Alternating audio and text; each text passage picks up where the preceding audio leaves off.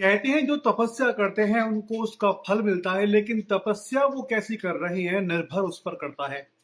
फिलहाल शुरुआत हम करेंगे किरोड़ी और मीणा से। लगातार वो विरोध कर रहे थे। आपको ये याद होगा कि काफी समय से डॉक्टर किरोड़ी लाल मीणा है वो लगातार विरोध कर रहे हैं।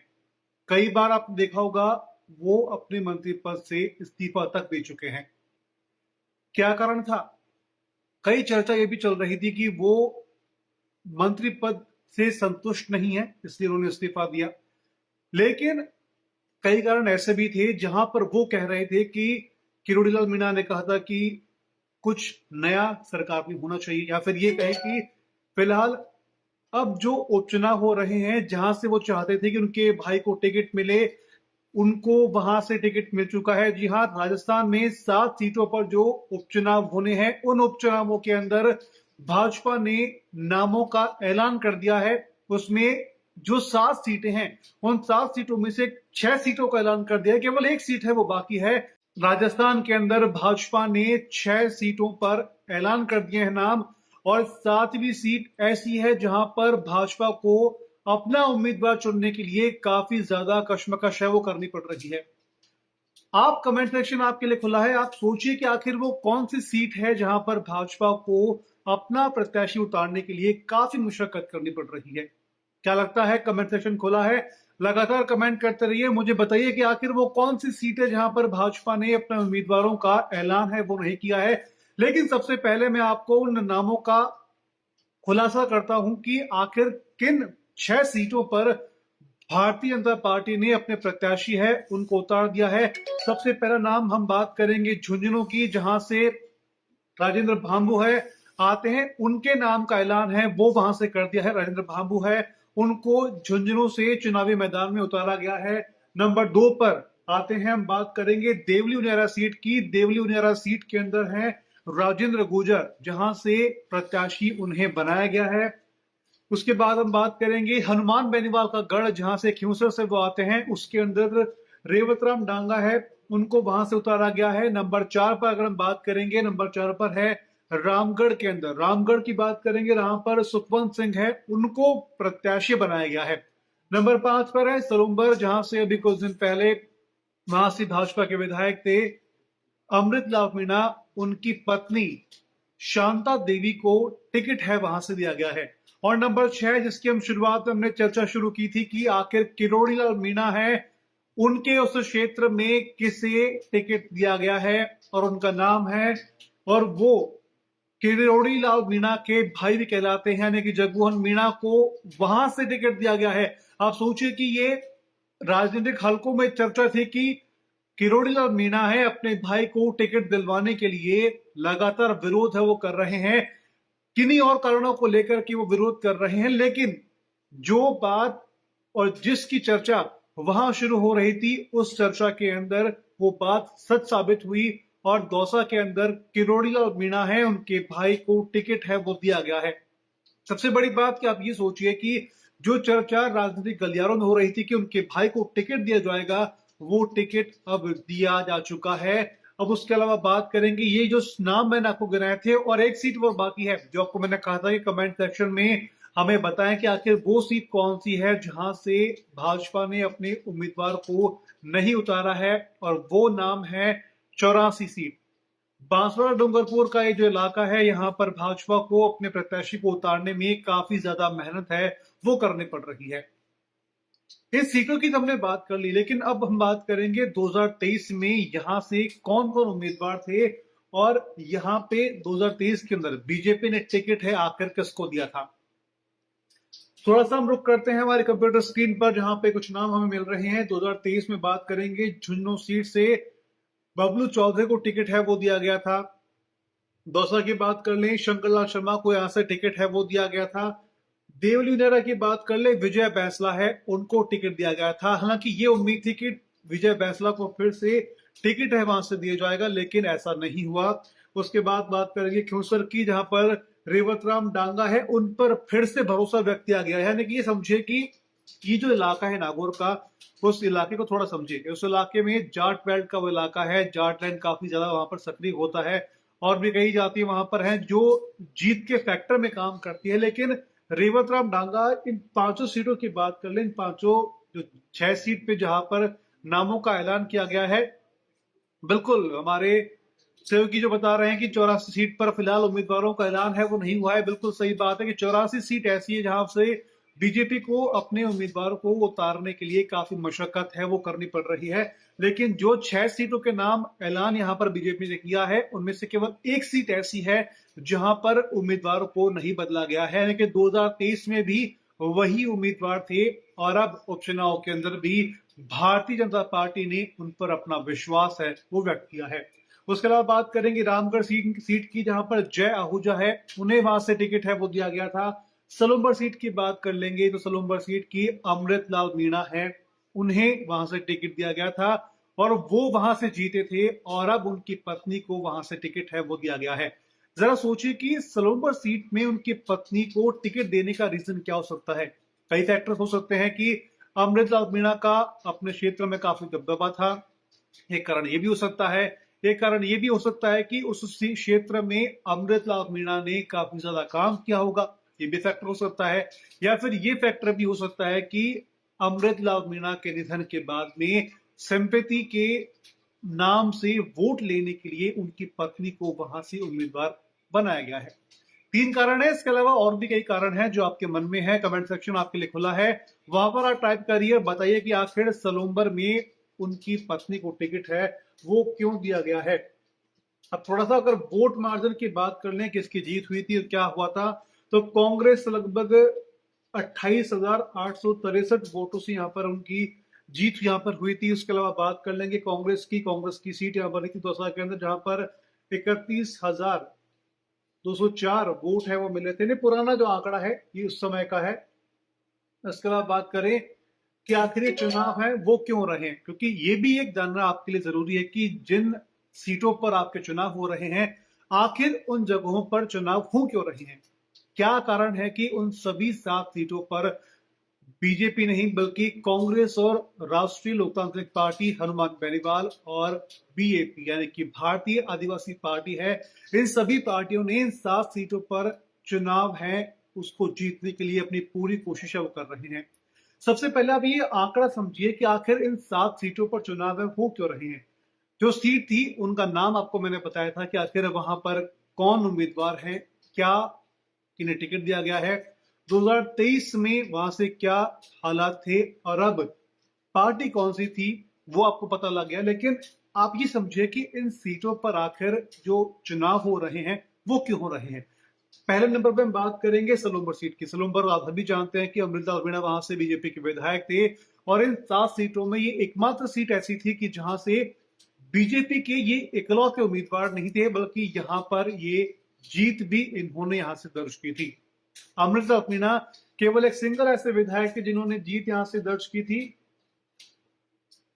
और यहां से जीत दर्ज करने के बाद में फिलहाल उनका निधन है वो हो चुका है और उसके बाद में यहां पर अब उनकी जगह पर उनकी पत्नी को टिकट है वो दिया गया है, यहां से अब वो चुनाव है वो लड़ेंगी। उसके अलावा बात कर लें तो झुंझुनू से ब्रिजेंद्र ओला है जो अब सांसद बन चुके हैं, इस कारण से वहां पर चुनाव है वो हो रहे हैं। उसके अलावा बात कर 84 से राजकुमार रोत वहां पर उस समय चुनाव लड़ा था और वो जीत गए थे और उसके बाद में अब फिर से वो सांसद है वो बन चुके हैं, इसलिए वहां पर चुनाव है वो हो रहे हैं। उसके अलावा बात कर लेंगे रामगढ़ की, तो वहां पर जो विधायक थे उनका निधन है वो हो चुका है। दौसा और देवली उनेरा की बात कर लें और साथ में खिंवसर की बात कर लें, इन तीनों सीटों पर विधायक थे मुरैलाल मीणा, हरीश मीणा और हनुमान बेनीवाल, ये तीनों ही अब सांसद है वो बन चुके हैं, इसलिए इन सीटों पर फिर से चुनाव है वो हो रहे हैं। अब थोड़ा सा और मैं आपको हल्की सी एक बार की डिटेल्स में दे दूं, फिर इन सीटों पर डिटेल बात हम आप लोगों से करेंगे। अगर आपकी कोई सवाल होंगे कमेंट सेक्शन आपके लिए खुला है, यहां आप अपना सवाल लिखिए, उन सवाल पर हम आपको बताएंगे कि आखिर क्यों इन सीटों पर लगातार चुनाव हो रहे हैं। राजस्थान की विधानसभा की मौजूदा स्थिति की बात कर लें तो जितनी 200 विधानसभा सीटें हैं, उन 200 विधानसभा सीटों के अंदर 114 सीटें हैं वो भारतीय जनता पार्टी के नाम पर हैं। 65 यहाँ पर जो सीटें हैं वो आपकी सीटें हैं कांग्रेस की, 8 निर्दलीय हैं, 3 भारतीय आदिवासी पार्टी के पास में है, 2 बसपा के पास में है, 1 आरएलडी के पास में है। और जिन 7 सीटों की अब जहां पर उपचुनाव होने वाले हैं उसकी हम बात कर रहे हैं, तो ये वो 7 सीटें हैं। और इन 7 सीटों को मिलाकर के और बाकी जो डिटेल्स आपको मैंने बताई है, इनको मिलाकर के कुल मिलाकर बात करें तो लगभग 200 विधानसभा सीटें हैं। तो कुछ इस तरह का आंकड़ा है यहाँ पर राजस्थान की विधानसभा का है। थोड़ा सा हम अगर और अपडेट करें तो बाकी की 7 सीटों की अगर हम बात कर लेंगे तो यहाँ पर 5 सीटों पर उम्मीदवार हैं वो फिलहाल बदले गए हैं। जिस तरह मैं आपको बात कर रहा था कि इन सीटों पर 2023 में जो उम्मीदवार थे वहां पे कुछ और थे, और 2024 के जो बाई इलेक्शन हो रहे हैं इन सभी 6 सीटों में से 5 सीटों पर उम्मीदवार है वो बदले गए हैं। बात कर ले बीजेपी की, जिस तरह क्यूसर की मैंने बात की, तो क्यूसर को छोड़ करके बाकी सभी जगहों पर उम्मीदवार है उनको बदला गया है। थोड़ा सा अगर हम साथ में आपको मैं डिटेल्स और भी देता रहूंगा कि आखिर कैसे कैसे इन सीटों पर चुनाव है वो हो रहे हैं। बीजेपी ने क्यूसर को छोड़ करके बाकी जो सीटें हैं वहां पर अपने उम्मीदवार हैं वो बदले हैं। झुंझुनू से पिछले चुनाव हैं वो उम्मीदवार थे बबलू चौधरी, उनका टिकट काट करके राजेंद्र भांबू है उनको टिकट है वो दिया गया है। आखिर कुछ जानकारी हमारे पास है वो भी आपको हम लगातार शेयर करते चलें कि इन सीटों पर कैसे क्या है। तो उसके अलावा देवली उनेरा की बात कर लें, इस गढ़ में आप सबसे पहले समझिए कि ये गढ़ है, ये सचिन पायलट का वो क्षेत्र है जहां से लगातार वो विधायक है वो बनते रहे हैं, और वहां के लोग उन्हें काफी सपोर्ट भी करते हैं। ये कई वीडियोस हैं हम देखते हैं, कई राजनीतिक गलियारे हैं वो ये बता रहे हैं कि लगातार सचिन पायलट को वहां से सपोर्ट है वो मिलता रहता है।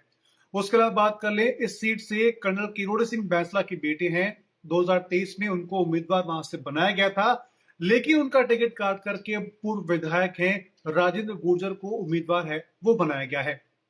इसके बाद बात कर ले दौसा की, तो दौसा वो सीट है जहां से काफी चर्चाओं में वो सीट रहती है, जिस सीट से किरोड़ी लाल मीणा का वो संग्राम शुरू हुआ था लोकसभा के अंदर। उन्होंने कहा था कि अगर एक भी सीट नहीं आती है या सीट को हम जिता नहीं पाते हैं तो मैं अपने पद से इस्तीफा दे दूंगा। उस समय वो संग्राम है वो शुरू हुआ था, और संग्राम का फल ये रहा कि आज उनके भाई को भी विधायक का टिकट है वो दिया गया है। बीजेपी का एक रूल है कि एक परिवार से वो ज्यादा को टिकट नहीं देती है, लेकिन यहां पर भारतीय जनता पार्टी ने अपना रूल है वो ब्रेक करके किरोड़ी लाल मीणा है उनके भाई को टिकट है वहां से दिया है। अब उसकी जगह अभी समझिए कि उनके भाई हैं जो पूर्व आरएएस भी रह चुके हैं उनको टिकट दिया है। रामगढ़ सीट से जय आहूजा का टिकट काट करके 2018 में, यानी कि उससे थोड़ा पीछे जाए तो 2018 में जो उनके उम्मीदवार थे सुखवंत सिंह, उनको फिर से मौका है वो दिया गया है। क्या ये माने कि कांग्रेस पार्टी को छोड़ करके जो बीजेपी है वो अपने पुराने उम्मीदवारों पर अपना भरोसा व्यक्त कर रही है? क्या जो बीजेपी का आलाकमान है वो पुराने उम्मीदवारों पर फिर से भरोसा व्यक्त कर रहा है? ये तो खैर आने वाले समय में धीरे धीरे क्या इसके समीकरण बैठते हैं उसकी जानकारी है पंजाब केसरी पर लगातार आपको मिलती रहेगी। लेकिन क्यूसर सीट की अगर हम बात कर ले, क्योंकि एक एक सीट का थोड़ा हम विश्लेषण अगर करते हुए चले आगे, तो क्यूसर सीट से भाजपा ने, जिस तरह आपको मैंने बताया कि रेवत राम डांगा को टिकट है वो दिया गया था, और एक बार फिर से उन पर भरोसा है वो व्यक्त किया गया है। रेवत राम डांगा विधानसभा चुनाव से पहले आरएलपी यानी कि राष्ट्रीय लोकतांत्रिक पार्टी को छोड़कर के बीजेपी में शामिल हुए थे। तो ये एक फैक्टर है कि आरएलपी का जो कैंडिडेट है जो पहले आरएलपी में था वो छोड़ करके बीजेपी में शामिल हुए, तो शायद बीजेपी ने ये उम्मीद जताई है कि आरएलपी की कार्यशैली को ये भली भांति जानते हैं, तो शायद ये आरएलपी को टक्कर दे पाएंगे। और आरएलपी प्रत्याशी हनुमान बेनीवाल ने 2069 वोटों से मामूली अंतर से जीत है वो दर्ज की थी, यानी कि ये आप समझिए कि उस समय उस सीट पर रेवत राम डांगा को उतारा गया था और हनुमान बेनीवाल को काफी कड़ी टक्कर दी थी, और उसका नतीजा ये रहा था कि 2069 वोटों के मामूली अंतर से हनुमान बेनीवाल है उन्होंने वहां पर जीत है वो दर्ज की थी, और यह हनुमान बेनीवाल की अब तक की सबसे छोटी जीत थी वो थी। तो ये आप समझिए कि हनुमान बेनीवाल को सीधा टक्कर देने के लिए रेवत राम डांगा को क्यूसर में बीजेपी ने अपना उम्मीदवार फिर से नियुक्त किया है। आपको क्या लगता है कि रेवत राम डांगा को आखिर क्यों उस सीट से उतारा गया है, क्या इस फैक्टर के अलावा कोई और भी फैक्टर है? तो कमेंट सेक्शन आपके लिए खुला है, कमेंट बॉक्स आपके लिए खुला है। लगातार कमेंट करिए, बताइए कि आखिर उस सीट पर उनके अलावा कौन ऐसे उम्मीदवार थे जिनको बीजेपी को उनके बारे में सोचना चाहिए था और उनको वहां से उम्मीदवार है वो बनाना चाहिए था। अब अगर बात कर ले तो सलूम्बर सीट की बात करते हैं। तो सलूम्बर सीट में जिस तरह आपको मैंने बताया कि उनकी पत्नी को वहां से मौका है वो दिया गया है, तो शायद ये फैक्टर हो सकता है कि सिंपैथी गेन करके वहां से चुनाव है वो जीता जाए। लेकिन आप ये समझिए कि सलूम्बर से भाजपा की जो प्रत्याशी हैं वो अभी सेमारी में नगर पालिका के अध्यक्ष हैं। शांता देवी सेमारी में सरपंच भी रह चुकी है और पूर्व में फर्जी मार्कशीट मामले में भी काफी चर्चाओं में रही थी। करीब 3 साल पहले ही अगर बात कर लें तो उदयपुर की सराड़ा कोर्ट ने फर्जी मार्कशीट मामले पर पत्नी को पंचायत चुनाव लड़ाने के आरोप में सलूम्बर विधायक अमृता मीणा है, फिलहाल वो अब इस दुनिया में नहीं है, उनको जेल तक भेजा था। मैंने कि पत्नी पर जो आरोप लगे थे उस मामले पर उनको जेल में डाला गया था और साल 2015 के अंदर विधायक अमृता मीणा ने अपनी पत्नी को सिमारी सरपंच पद का चुनाव लड़ाया और इसमें उनकी पत्नी को जीत है वो हासिल हुई। शांता देवी की जो प्रतिद्वंदी थी यानी कि अपोनेंट जो थी वहां से उम्मीदवार थी सुगना देवी, तो शांता देवी की 5वीं की फर्जी मार्कशीट को लेकर के शिकायत दर्ज उन्होंने करवाई थी और सीबीसीआईडी ने मामले की जांच शुरू करके इसमें विधायक की पत्नी को उसमें जो डिग्री है मार्कशीट जो उनकी थी वो फर्जी पाई गई थी और उसके कारण से उनकी पत्नी को जेल है वो भेजा गया था। अब अगर बात कर लें तो विधानसभा चुनाव में बागी होकर के निर्दलीय चुनाव लड़ने की जो बात हम कर रहे थे, जो भाजपा की अगर बात कर ले तो सलूम्बर सीट है, भाजपा के जो प्रत्याशी हैं राजेंद्र भांबू लगातार 2 बार चुनाव है वो लड़ चुके हैं और 2 बार से चुनाव वो लड़ रहे हैं। पिछले विधानसभा चुनाव में भी पार्टी ने उनको टिकट नहीं दिया, इसलिए उन्होंने बागी होकर के चुनाव लड़ा और लगभग 42,000 वोट उन्हें वहां से मिले थे। जिस तरह बात कर ले जगमोहन मीणा को टिकट दिया गया है उसकी बात हम पहले से कर रहे थे, तो जगमोहन मीणा को परिवारवाद को लेकर के अपना रूप है वो बदल दिया है भाजपा ने। जिस तरह आपको मैं बात कर रहा था कि भाजपा ने इस बार परिवारवाद को लेकर के अपना रूप है वो बदल दिया है। 6 में से 2 सीटों पर नेताओं के परिवारों को टिकट दिया गया है। पहले हमने एक की बात की थी, अब हम और भी ऐसी सीटें जहां से हम बात करेंगे। दौसा में जहां उनके भाई को टिकट है वो दिया गया है, जबकि किरोड़ी और मीणा के भतीजे हैं राजेंद्र मीणा भी बहुआ से बीजेपी के विधायक हैं। ये यानी कि विधायक उनके भतीजे और उनके भाई यानी कि एक ही परिवार से 3 लोगों को टिकट है वो दिया गया है। लेकिन जगमोहन मीणा को टिकट मिलने के बाद शायद उनकी नाराजगी के दूर होने के संकेत है वो मिल सकते हैं और वह अपना इस्तीफा भी वापस ले सकते हैं। जगमोहन मीणा को टिकट देकर के किरोड़ी और मीणा के फैक्टर है उसको साधने का पूरा प्रयास है वो यहां पर किया गया है। अब बात कर ले भाजपा ने सहानुभूति कार्ड भी चला है, बिल्कुल ठीक बात है। जिस तरह आपको मैंने बताया कि सलूम्बर में उनकी पत्नी को टिकट है वो दिया गया है, वहां से संप्रति कार्ड यानी कि सहानुभूति कार्ड है वो बीजेपी ने चल दिया है। इस सहानुभूति कार्ड का बीजेपी को कितना फायदा मिलता है ये तो आने वाला समय है बताएगा, लेकिन पिछले कई उपचुनावों को अगर देख ले तो संप्रति कार्ड के जरिए उन सीटों पर चुनाव है वो जीता गया है। पिछले बार की बात कर ले राजसमंद से विधायक किरण माहेश्वरी थी, उनके निधन के बाद में उनकी बेटी दीप्ति माहेश्वरी को टिकट है वो दिया गया और वह चुनाव जीती और वर्तमान में वो विधायक हैं। उसके अलावा कांग्रेस राज्य में हुए उपचुनाव को अगर देख ले तो कांग्रेस और बीजेपी के दिवंगत विधायक के बेटे को टिकट दिया गया और वो इस सीट से यानी कि जहां से वो चुनाव लड़ रहे थे वो सीट से जीत करके वो वापस से उनके परिवार के लोग हैं वो विधायक बने। यानी कि ये पूरा आंकड़ा जिस तरह से आपको मैंने बताया कि बीजेपी ने अपने रूल्स को बदला है। क्यों? क्योंकि किरोड़ी लाल मीणा है वो अपनी सीट से नाराज है वो चल रहे थे, इसलिए बदलाव है वो अपने नियमों में किया गया है। लेकिन हालांकि बात कर ले नरेंद्र मोदी लगातार कहते हैं कि हम अपने नियमों में बदलाव नहीं करते, लेकिन लगता है कि जगह और समय देकर के बीजेपी भी शायद अपने नियमों में बदलाव है वो लगातार कर सकती है या फिर करती रही है। इसके अलावा थोड़ी अपडेट और हमारे सहयोगी ने हमसे शेयर की है जिसमें आपके जगमोहन मीणा है, उनकी डिटेल्स कुछ मेरे पास है, तो वो मैं एक बार आपको थोड़ी बता देता हूँ कि आखिर जगमोहन मीणा की जानकारी थोड़ी सी आपसे मैं शेयर कर लूँ कि जगमोहन मीणा कौन है।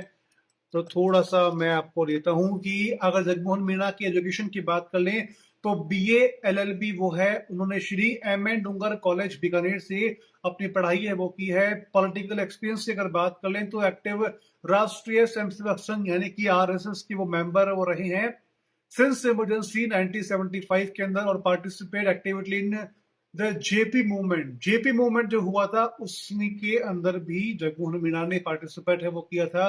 अगर प्रोफेशनल उनके एक्सपीरियंस की अगर बात कर लें तो राजस्थान के एडमिनिस्ट्रेशन सर्विस यानी कि आरएस से वो रिटायर्ड हैं। अवार्ड और best performance officer during the Sarva Shiksha Shiksha अभियान, यानी कि माफ कीजिएगा सर्व शिक्षा अभियान है, उस समय भी ये बीडीओ रहे थे मसौदा के, वहां पर भी उनको बेस्ट अवार्ड है वो दिया गया था। और as a DO Jaipur played a key role of formulating the Rajasthan state excise policy major revenue contributor on the state. इसको लेकर भी उनको काफी ज्यादा एक आरएस रहते हुए ये बड़ा काम उन्होंने किया है। उसके अलावा अगर बात कर लें society and community building initiative को लेकर के, तो executive volunteer of Shiv Yoga foundation successfully initiated and extended various social work including, यानी कि अपने सोशल वर्क को लेकर भी काफी ज्यादा वो चर्चाओं में रहे हैं। School uniform distribution across school in Dausa and Alwar district, यानी कि अलवर और दौसा डिस्ट्रिक्ट के अंदर स्कूल यूनिफॉर्म डिस्ट्रीब्यूशन को लेकर भी काफी वो चर्चाओं में रहे थे। उसके अलावा मंथली राशन और पैकेट डिस्ट्रीब्यूशन गांवों के अंदर भी उसको लेकर वो चर्चाओं में रहे थे। उसके अलावा बात कर ले प्रमोटिंग एनो pesticide organic farming Shiv Yoga agriculture in Rajasthan. उसके अलावा बात कर लें तो organise multiple kisan shivir from for more than 50,000 farmer in Lalsot Vidhansabha और दौसा डिस्ट्रिक्ट, उस विधानसभा क्षेत्र के अंदर में किसान शिविर का है। लगभग 50,000 किसान थे, उनको भी इसका फायदा है, जगमोहन मीणा है उन्होंने दिलवाया था। उसके अलावा organisation spiritual Shivir of Swami doctor Avdhoot Shivanand ji to promote Sanatan across Rajasthan state, यानी कि आरएस यानी कि सोशल बिल्डिंग की बात कर लें, आरएस रहते हुए तो जगमोहन मीणा ने काफी काम की थी, लेकिन सोशल एंड कम्युनिटी बिल्डिंग के लिए भी काफी इनिशिएट है उन्होंने लिए हैं। उसके अलावा बात कर ले managing the famous Bhavan Gorakhnath Gaushala with 1,000 cows located in Naugaon Alwar for the past 14 year, यानी अलवर के अंदर भी लगभग 1,000 गायों के लिए एक गोरखनाथ गौशाला है, उसका निर्माण के लिए भी सोशल इक्विटी के अंदर यानी कि सोशल वर्क के अंदर उन्होंने काफी पार्टिसिपेट किया है।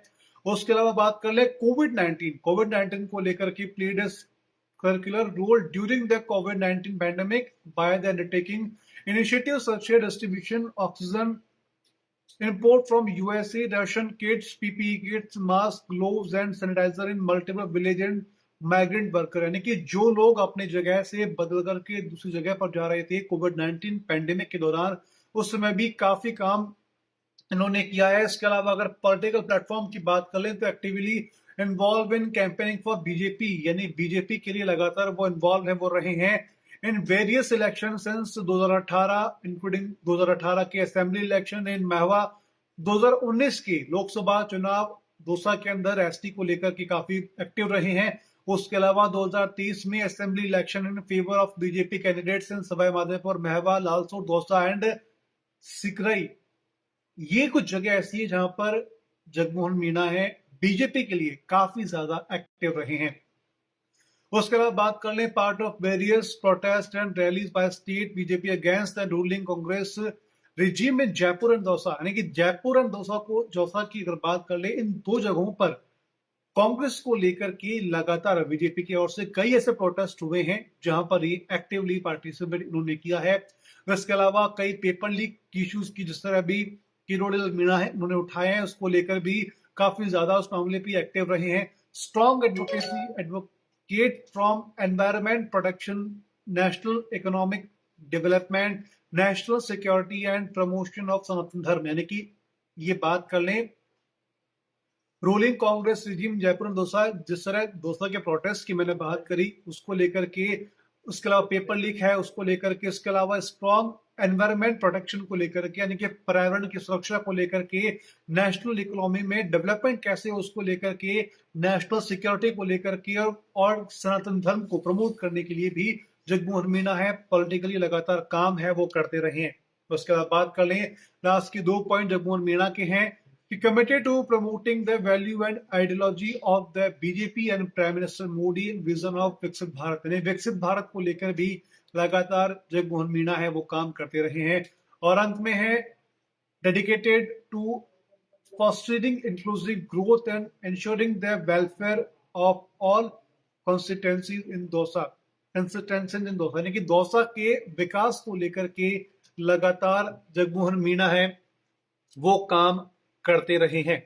यानी कि ये कुछ क्वालिटी जगमोहन मीणा की है जिसको लेकर के शायद बीजेपी ने कुछ देखा होगा और टिकट है वहां पर उनको दिया है।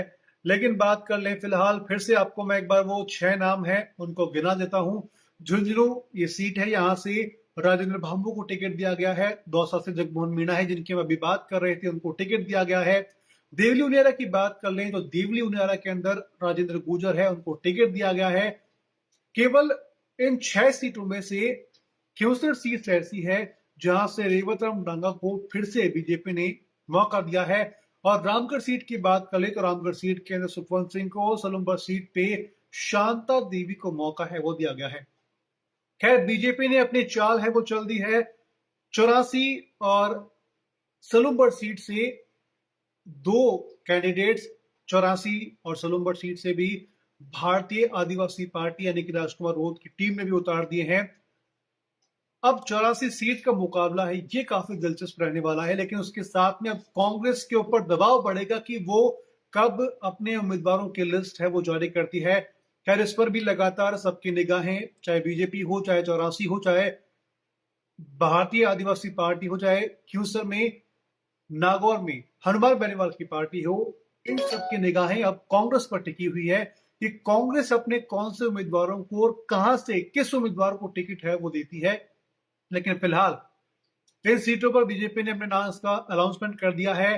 कल का दिन, रविवार का दिन, राजस्थान की राजनीति में कुछ नया अध्याय भी लेकर आ सकता है, क्योंकि कल के दिन पंजाब केसरी तो लगातार आपको इन 5 सीटों का विश्लेषण है, हर सीट पर क्या चीजें महत्वपूर्ण रहने वाली है वो कल सुबह से ही आपको लगातार बताता रहेगा। लेकिन और क्या नया राजस्थान की राजनीति में होने वाला है, क्या आज बीजेपी ने लिस्ट जारी करी है तो क्या कल कांग्रेस की लिस्ट आ सकती है, आपको क्या लगता है कमेंट सेक्शन में कमेंट करके हमें जरूर बताएं। लेकिन तब तक के लिए आप पंजाब केसरी है यहाँ पर लगातार बने रहिए, क्योंकि ऐसी ही अपडेट, ऐसी ही पॉलिटिकल जानकारी है पंजाब केसरी आपके लिए लेकर आता रहेगा। लेकिन अब तक के लिए आप देखते रहिए पंजाब केसरी राजस्थान।